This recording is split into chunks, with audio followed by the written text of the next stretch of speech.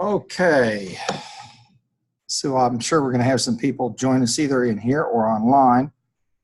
Got a couple of us at this stage of the game. Thursdays are virtual days, so since I'm here for the freshmen, I'll usually be in here if I'm just going to be. I hate to be sitting in my cool office while someone's in here or any of you are in here sweltering and dying. So I'll come and be a fellow sufferer along with you.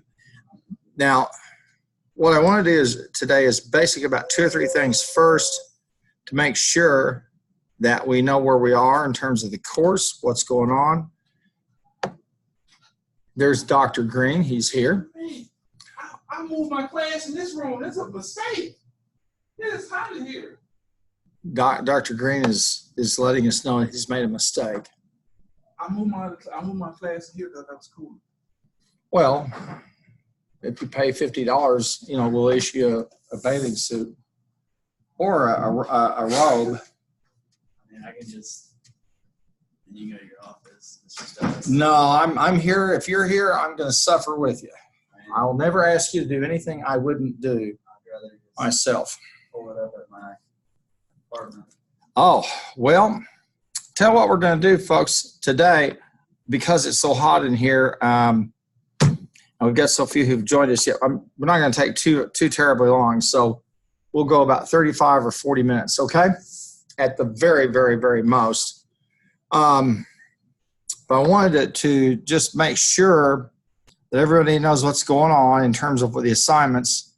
And you've got that follow-up too, and the management decision problem. Those are both due on Friday. And then you've got Loudon Chapter 2, okay? And we talked about some of these other resources here. And if it would be easier for you to go ahead and go into to run into one of the cooler rooms, if there's nobody in there, you're free to. Yeah, I'm happy to be a martyr for the cause. But anyway, I'm going to be recording this. So the couple of things I want to do, first of all, is make sure we're on track with what's due and for this week, and then take a quick look at next week. And you've got the case follow-up number 3 and the management decision problem number 3, and then the exam over Loudon Chapter 3, okay? I have one resource there for you on Netflix and the future of entertainment, and it's more than likely I will add some other kinds of curated resources as we go. Let me pop in here for a minute. I see Alfredo, Peggy, and glad to see you here as well, Patty and Maddie. So thank you so much. Again, this is a virtual day, and lucky for you, you're not in this lab with me because it is warm. Anyway, I do want to take some time to just finish up just some didactic or maybe lecture stuff that's out of Chapter 2. And we talked about these first 2 sections of Chapter 2 about how systems serve the different management functions. We looked at business processes. Okay, we've talked about that. And then we talked about why there are systems for collaboration and social technologies. What do we use to accomplish those things? And then Chapter 2 closes out by talking about the role of information systems. Now, Chapter 2, Part 4, this business about the role of IT or information systems is probably the most important part of the chapter from a general perspective, because information, during the past 20 years, we've seen the emergence of the corporate person known as the Chief Information Officer, sometimes known as the Chief Technology Officer. And the evolution of that person's role mirrors pretty much what happened when finance was developing as a field of study within business, and we started to see the first CFOs, okay, who were often not accountants, especially in larger companies. In smaller firms, you'll still typically see you'll have a CFO who is an accountant who holds a CPA. And so we're seeing that role start to change. It's the same with operations, production management. There's typically a chief operations officer if it's a large enough company, and certainly if they handle anything to do with the extraction of resources or with the production of goods and services or handling something like distribution. And those, we have, sometimes you see a chief marketing officer. Sometimes those titles are within a vice president's level title. But the whole point is, what is the role of information systems? And so we're still trying to find our way, although we have all this technology layered on top of technology, machines, we have all these social media platforms, etc. But we're still trying to figure out, how do we use information systems to augment two things: the sustainability of a company, and two, its ability to generate wealth, not only wealth and value, so that it achieves its mission via its strategies. And so that's a piece that is going to be an ongoing discussion and debate among companies as they try to figure out what to do with this. Now, this is not too much different than when in the 1980s we began to see the shareholder view of a company, where we treated a company as if it was something owned by, as if it was almost like an ATM machine. Its sole purpose was to generate wealth for those who'd invest in it. And that wealth would come in one of three ways. One, in an enhanced, if it was a public firm, in an enhanced value of its equity, i.e. its stocks. Two, the dividend that was paid, okay? Or three, a combination of both, and looked at from the perspective of net present value. And if you take any kind of financial instrument, its value is its net present value in terms of the underlying asset plus the present value of its future cash flows. So we don't have that easy a model to use or lay out when we talk about information systems. Most people still, many managers and companies still don't understand the difference between data, which is just bits and bytes, just stuff, versus information, which is actionable data, versus knowledge, which is actionable data that's applicable in a wide array of settings and is replicable, or company wisdom. And that is what we glean from knowledge that's universal and that we can apply in almost any kind of situation. And that's a hierarchy that we have. So it's both a frustrating and an exciting time for people because of the capability of these systems and the fact that they can provide us some really significant understanding and insights. They can coordinate things in ways that we never thought possible, but they can also drown us just simply in a torrent of stuff trying to figure out what it is that's important. Now, when I used to teach business policy here, i.e. strategic management, I used to tell students that the greatest difficulty that any company faces is understanding two things. One, what business are we in? And number two, who indeed are our key competitors? If you know that, then you know what your external environment is. And if you know that, you know how to go find benchmarks to identify performance goals. You know how to craft a company mission and strategy, set of mission and strategy statements that reflect who you are and what you're doing. And if you're a really large company made up of several business units, that becomes a Herculean task. Well, when we talk about information systems and their role in a company, it really becomes Herculean when we've had layers of technology, okay, on top of layers of new technology. And then if we have disparate business operating units, or we have different functional units that use different types of platforms or software, or they may even have their own internal information system that's almost like a silo. Getting all that integrated, getting that all headed in the same direction can be a tremendously difficult thing to do. So this business here about the role of information systems within companies, the jury is out on that, on how we will use them and what we will do with them. And it's going to be a great challenge as the capabilities of these systems improve and transactions occur faster and faster and faster. If someone, when I was starting to teach business a long time ago, if someone had told me that we would have the technology someday to generate annual reports on a minute-by-minute basis, I would have said you're insane. But we're coming to that now.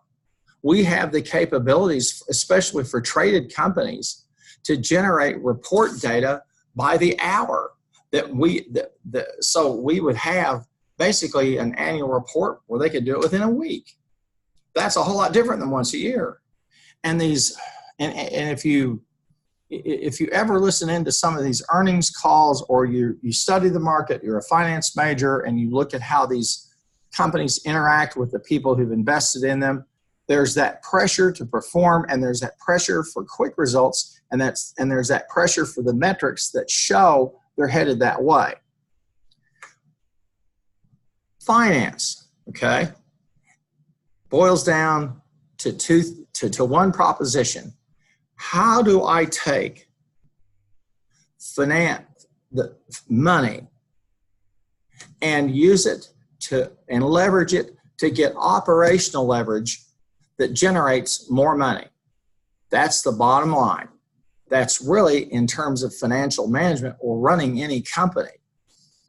My master's is focused upon the financial management of firms. I'm not an investment-oriented person, although I understand the stuff, but mine has been really more about how do I achieve financial leverage so I can achieve operational leverage and create a virtuous cycle. Well, within information systems, we try to create a virtuous cycle by taking this bits and bytes and turning them into knowledge. And that's a virtuous cycle that we try to handle and to do. And having been along and seen the whole evolution of this from the time when companies only large companies would have computers, and they'd have them in a sequestered room, and the computer was half the size of a football field, and they had to keep the room a certain temperature, to a day and time where many employees are doing their work off of a phone, off of a tablet, maybe a laptop, and rarely a tower. Then it's been interesting to see that, and also this whole development of applications where we have all types of application, particularly dashboards that let us start to look at the link performance metrics to information, and so we can gain insights. The other part of it is, and I think there will be some answers for companies when we start talking about how do I leverage the power of big data. And I've talked about that before. The best way I can tell you is this. If you think about data, big data, as similar to an impressionist painting, where if you walk right up to the thing and look at it, you'll see nothing but a bunch of dots. But if you begin to walk backwards and get some perspective, you'll see a picture emerge. My wife and I went to Europe this summer, and we saw some of the great impressionist paintings, and it was fascinating. You know, they will only let you get within so many feet, and there are no photography allowed, that type of thing. And I'd walk up, and it looked like often a jumble of dots and splotches. And then as I moved back, I saw this picture. Well, big data, which is this looming thing over everything we'll be talking about, is very much like that. How do I pull out of tens of billions of records profiles on my customers that are useful for me to better serve them? What does that infer in terms of privacy? Okay, how do I handle that issue? And the environments in privacy are very different. I've started studying this thing people call fintech, and I haven't taken one programming course, okay, for the simple reason that you've got to understand the regulatory maze in which financial transactions occur in this country and around the globe. And the people who are involved, even in things like cryptocurrency, Bitcoin, all of that, they have been brought into the loop by regulators. Governments want to do two things with financial information. They want to catch people who aren't paying their taxes, and they want to catch bad people who are laundering money. And so they have all kinds of elaborate reporting systems and technologies in place now in financial institutions that are designed to catch that. So when someone comes in and says, I'm dealing with a currency, and the intermediary is an algorithm, that really throws everybody into a tizzy. And how do I regulate that? So that's going to be one of those challenges that are out there. Well, as I said, I wasn't going to drone on too much, but here in this section, in terms of the role of the information systems, and we talk about that function, you're going to see, as I was scrolling here, all of these different chief officers, data officers, security officers, these different people are involved, the end users, all of the folks who are involved with regulation, etc. This is a big challenge. And so, as I said at the start of the course, this course is a tough course in the sense that you kind of have to have a telescope where you look at that whole universe out there, and then you have to have a microscope to look down at particular operations or transactions that occur and see, well, how could we augment the production of these items? And I'll never forget, back long time ago, I went off to MIT for a summer seminar, and the most interesting speaker was a man who came in and said, what will we do when the last factory in Bangladesh is automated? And what he was saying is, at some point, when the robots are doing all the work, what are we going to be doing? And we're seeing the growth of robotics. It's just phenomenal in what those things can do. We see military applications that are just amazing. We see applications in manufacturing and distribution, particularly in the making things. We just don't know where that will go. And then you have this other consumer revolution growing out there, as I spoke about, in terms of digital printing, the ability to make stuff with your printer. If you buy a kit, it's delivered, you put it into that digital printer, and it makes an item. It literally makes a plate, or it can make shoes, and you might have a whole kit, so it'll make you a pair of tennis shoes, for example. I think it's going to be more of like, probably will be utensils and things that are more generic, but it's a real true revolution. Now, if I would have said to you 40 years ago that people will be sitting at home printing documents in color, you'd have said, you're insane. But hey, they do it, don't they? So the 3D printing revolution is one of those that's going to be very, very important. Now, as they walk through the process, they give us some review summary questions. And while I'm not going to ask you to write a formal response, I would encourage you to work through these review summary questions and see the type of answer that the authors provide you so that you get the fullest flavor of what we're dealing with. Information systems, MIS, is a course in many ways. It's like a moving target. And like I said, it involves two really big things. One, how do I use information technology and information systems to understand my environment? Because if I don't understand the environment, I'm in trouble. Number two, how do I use those systems to understand my operations as a company? Number three, how do I use them, those systems, to maintain what we call customer intimacy, or I would call stakeholder intimacy, where I'm communicating and collaborating with my customers, where I'm communicating and collaborating with my regulators, or the other key constituents that my firm has to deal with, okay? And so it can go up into scales that are just completely unimaginable.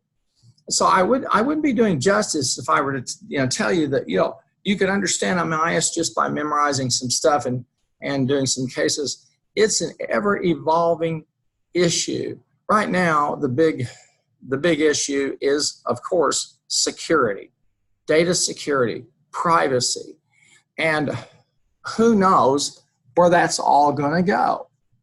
The United States, compared to, say, Europe, is like the Wild West. In Europe, they're very strict about privacy and the use of data. And they're trying to figure out how do we protect people, but at the same time, let people interact with their vendors or who they buy stuff from or where they go, etc., who can then tailor an experience to them, okay? Now, again, these are big ideas, and so they're the kind of thing that really in many ways you may not see the practical ramifications of them, but they're there. You may go to work and be focused on just doing a certain task or set of tasks using a bit of the information a company generates, etc. But that's okay. As you progress through your career, you'll have some of those difficult decisions that you have to have. So as we talk about what is the role of information systems, okay, how do they work? Then we have that thing of the information systems department. And then the question of organizing the information systems function, all right? It is still difficult for many companies to accept the fact that they are in the information business. They're in the knowledge business. Some of them are highly knowledge intensive. Others are not as knowledge intensive. But every single piece of an operation in any business has information content. It might be the recipe that's used to devise a menu. It might be the training program that somebody goes through. It might be the way that you configure menus. It might be your supply chain, but it's all in that. Dr. Green has joined us again. I have many people out there. This is a virtual session. You want to say hi? Hello, class. Okay, everybody, Dr. Green's here, and he's love you, class. He says he loves you, as I do too, and you're virtual, and I hope that you're enjoying the nice day that you have, but also enjoying what we're talking about here in terms of this whole thing of looking at the information function. As I said before, information is a form of capital. Information is money. It might be a list of your customers. It might be a patent. It might be training materials that let your employees perform better. There's a rule of thumb out there that for most companies, about 6 to 8% of their gross revenues should be devoted to information systems. When I tell that to people with whom I'm doing consulting, they kind of swallow hard. When I tell them you're in a knowledge-intensive industry and you should be devoting 12 to 14% of your gross revenues, they almost want to faint and keel over. But when you think about knowledge-intensive firms, you're thinking about the ability to use them. one of the ways that I found that personally is I tried to understand and say, okay, what's a really dramatic way where I've seen information systems come into play in my life in general? And it's been in terms of medical care. When I go to my primary physician 2 or 3 times a year for my checkup, he pulls up all of my data. He has my medical records, everything he's prescribed, any incidents, any operations, it's all there. And the amazing part is he has a dashboard that he monitors in terms of things regarding my health. And a lot of that, it can be, is blood, from blood work that's done, taking my blood pressure, my weight, my height, all of that, estimating my body mass. And my doctor, the last time I visited him, he's really into all that. And he let me take a look, and I was just absolutely amazed. And then I understood that the art of medicine for him has now become, how do I look for trouble signs? How do I let Keith know if you don't handle this issue, you're going to have some problems down the road, etc. My former doctor, who was an old school physician, fantastic man, okay, fantastic physician. His head was probably more powerful than any database that anybody's come up with, because I could come and give him I could call his office, Sam, experiencing this, and he'd know exactly what it was. He had that wisdom he gained from having been a physician for nearly 40 years. Well, how do you get that into somebody who's now only maybe in their 9th or 10th year of practice? And wow, how do you get that into somebody who, say, is a brain surgeon or is a cardiac specialist or a nurse who works, a nurse specialist who works in that field? So the value of information makes this course worth for us to talk and think about these things and to ponder them, because of what's at stake, the amount of money that we spend and how we can impact the lives of our customers. Just on alert, I tried it. I did a teledoc. Our insurance company sponsors one. So I beamed up the teledoc at 2:30 in the morning just to see what was going on. And wow, I had a fantastic physician who was an intern on call, who dialogued with me and pulled up my records. And so I could get anything done at that moment with that person who was, I don't know where he was.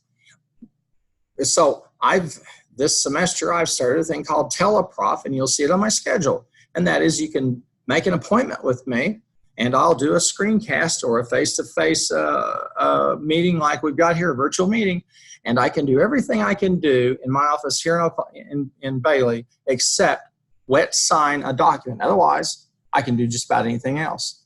So I encourage you to try to use the Teleprof or use the virtual office hours that I publish. And I'm doing it not because I don't want to serve you, but because I want to serve you better. If it's easier for you at 6 to 7:30 or 8 o'clock at night to contact me and have a meeting face-to-face using the technology, I'm going to do it because I'm committed to your success. I'll be over here for those who have to have ground-based. I'm here as well.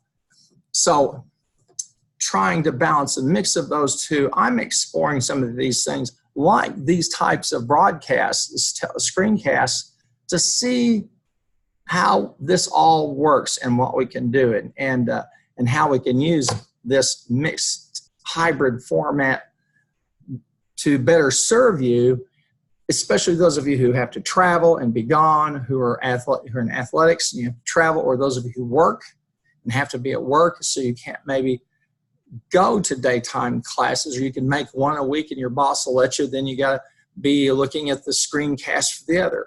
I'm well aware of all of that. And so I'm doing that, not because I'm lazy and I don't want to work, but because I want to serve you better. So I hope you'll work with me as we go through all of this and try to do it. There are several terms here that the authors want you to become familiar with, and of course I like the digital textbook for the simple reason I can click and I can go there. I can book notebooks. I can put in notes, and I can rent the thing. And then when I'm through using it, and I don't have to kill yet another tree, and I can rent this a lot cheaper than buy it. Well, we've gone, and I promised you we wouldn't go too terribly long today, and I'm going to stop for a minute, and I'm going to see if any of you have any questions. Anybody have a question?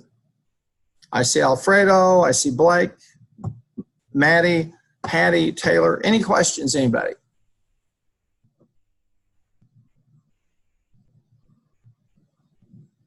Anybody? Now, remember, if you want, you can ask me a question via the chat function, and I am the only person, and you're the only person who will see that question if it's submitted in chat form. So if it's something, you think people go, oh, they're so stupid, or if you just want to do that, it has the chat function. Or if you want, you can let me know. You can raise your hand, and I can take you off mute, and you can talk to me and ask me the question, and then everybody can hear it. If it's a generic question that's given me in chat, I'll typically go, hey, everybody, here's a question that I got, okay? So I hope you'll be mindful as we go through the course how I'm trying to use this technology and the tools that we have to see how I can apply that in this industry and in this particular context and do so effectively. And I'm learning as I go. It just takes some experience. And there are some limitations to our technologies. I'm certain you would like to see me, etc. And if I wanted to take the screen space, I could put in video and you could see me. But then I'm eating up screen space that I can use for you to learn. Now, before I end our time together, I want to direct you over to some information about Canvas. And I've found it helps for me to let everybody know about Canvas Analytics. And the Canvas has a thing called analytics that let me see as per individual how many times you visited the Canvas room, when you logged in, how many assignments you submitted, any missing assignments, how many pages you viewed, how much time you've spent here, a whole set of engagement metrics that let me get a sense of how a particular individual or individuals are performing. So when you log in, that's basically that login indicates, that you're attending, you're participating and attending in class.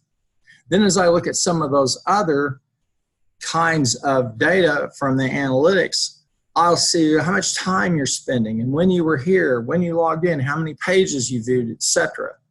There's also a feature now called Canvas Beta, which will pull your data together, your participation and performance data, okay, into group sets. So I can see the entire class and how the entire class is doing. What's the point of these? Well, the point is for me to be able to do the best I can to make sure that nobody gets lost in the mix, or somebody doesn't come to class for 5 or 6 weeks and nobody has asked them, where have you been? And I don't have to rely upon my eyesight. I don't have to rely upon you being here physically or not. If you log in, I know you did. If you don't, the system will not show you. So that's one of the pieces of this that I'm experimenting with and working with. Now, Canvas platform is not the best, but it's what we've got, and so I work with it. So here's an example of where I'm trying to collaborate with you, okay, to facilitate your learning about information systems so that you can go out into the world as you go out to work and understand some of the challenges that we face, so you can use that telescope and see the big picture, but also use the microscope to drill down and look at the small picture. The tools that are there and available are just fantastic, and you could see. So again, there's really many ways, nowhere for you to hide, and there's really no way for me to hide, because Canvas also looks at my performance. How much time did I spend grading? How many times did I log in? So if an observer for the class or the dean or anybody else wanted to come in as an observer, they could see what I'm doing. And I tell them it's all open here. There are no secrets. Recording these lectures, it's the same story. Now,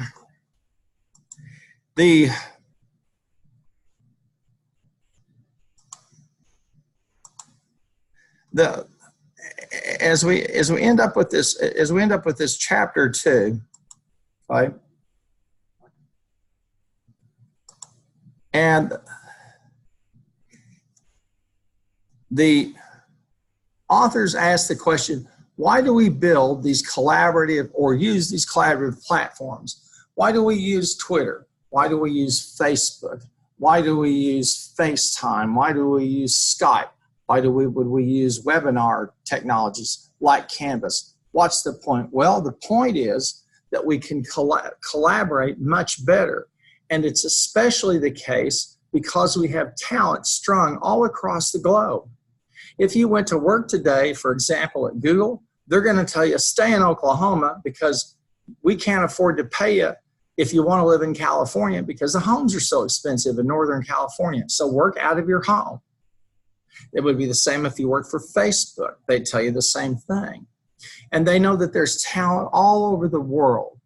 And so these tools that help us collaborate are fantastic. Even things like meetings.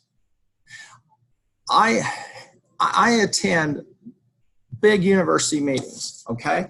Those meetings last maybe 30 or 40 minutes, maybe an hour. It makes me just want to jump up and scream, record this, or let's do a webinar.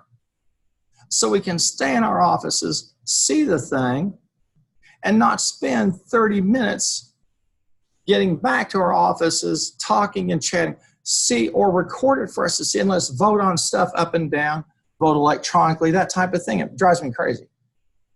And the faculty meetings. I don't know how many times I've been in committee meetings and we wouldn't have a quorum because we had Professor so-and-so's in California, so-and-so's in New York. And I've been on committees where I've just simply said, we've got this webinar technology, let's meet virtually. And people try it, and after they do, they go, wow, it's fantastic. So this issue of building a collaborative culture. Now, there are also what we call back office systems. And the authors, I don't think, do a good job of talking about those, where we have an e-commerce client where I and my vendor interact. My vendor can come in and see how many widgets I have, and they can shoot me an email and say, you're down to 10,000, your order level's 11, you want 1,000 more. And the same with supply chain, tracking my vendors, tracking my items and my goods.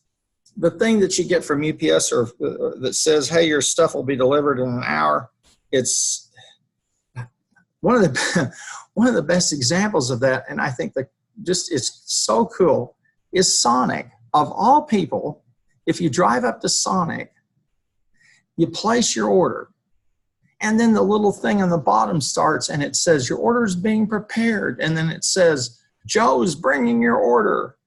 What's the point of that?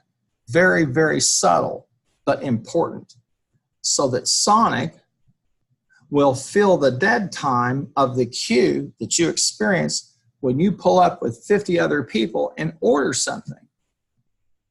They are giving you that same experience, even though it's less than 100 feet from their kitchen to your car. They're giving you that sense of urgency, that sense of, boy, your order is really important, we're going to get it to you.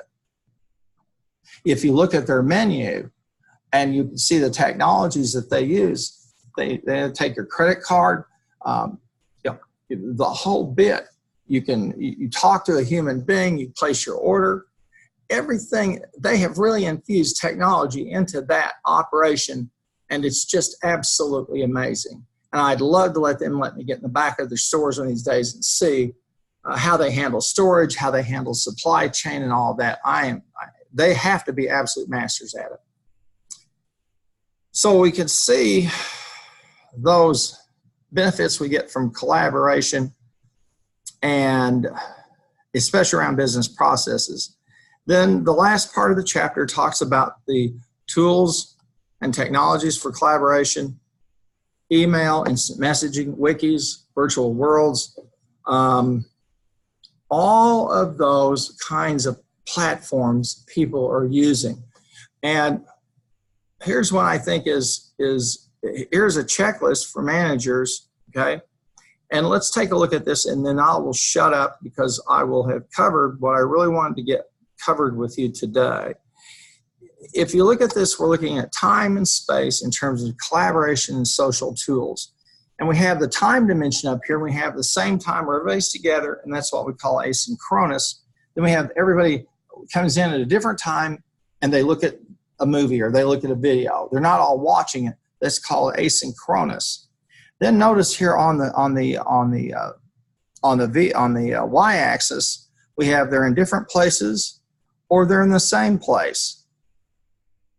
Okay, and you could see we've got 4 different ways to go about using these tools to collaborate. And they have a social tool matrix that we could that they talk you about using. This is the matrix, and which one would you use? A year ago this last summer, I took a course through Ball State, Indiana, which was they have a fantastic department there on film and film studies, and they teamed up with Turner Classic Movies and with Canvas to produce a MOOC, a massive open online course. And it was fascinating because the instructors would target a particular movie that was going to be shown on TCM. And so they had a Twitter account, TCM had message boards set up, and it was just unbelievable. When the movie was on, the instructor would make a comment, people would respond. We were watching that movie in real time with this person who has this great expertise in movies. And it was a tremendous, tremendous experience. They had 25,000 people in that class. And it was a great experience. So we have yet to see what we can do, but we have some options here, and this figure 2.6 is a great matrix for us to think about how would I go about handling that time and that space dimension, and what tool would I use. Folks, thank you so much. Don't forget about the assignments that are due on Friday, and I'll be looking forward to seeing you next week. Thank you for your time. And I'm really what I've seen so far of your responses. Get some of the stuff like headings cleaned up and proper formatting of your references, and they're just going to be super. And you're doing some good work, and I'm very happy to see you do that. Thanks so much, and have a safe and happy weekend. Well, before I go, I see anybody else got a question? Final shot. Okay, I'll see you next week.